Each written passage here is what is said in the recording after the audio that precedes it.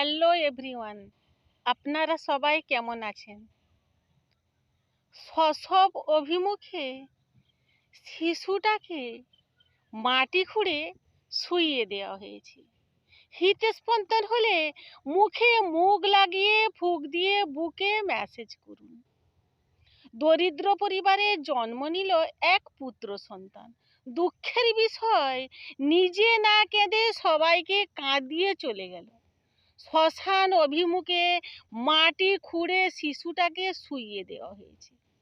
শেষবারের মতো চাঁদ মুখ দেখে সবাই কেঁদে ফেলল, সবাইকে কাঁদিয়ে চলে গেল। সেই পথ দিয়ে এক ডাক্তারবাবু যাচ্ছিলেন, এক চিকিৎসক ভিড় দেখে এগিয়ে গেলেন এবং সব কথা শুনে মৃত্যু শিশুটাকে তীক্ষ্ণ দৃষ্টিতে পরখ করতে লাগলেন। নজর এলো মৃদুর হৃদস্পন্দন হয়েছে। শোষক বস্তু তুলে আনতে বললেন।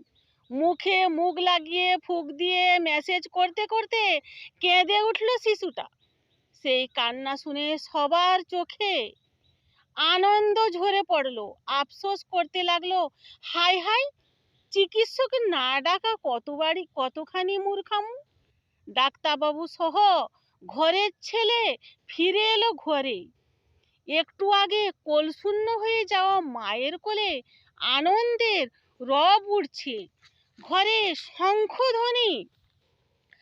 সবাই মুগ্ধ নয়নে দেখলো একটুর জন্য সেই হারিয়ে যেতে বসা শিশু মায়ের কোলে সুধা পান করছে।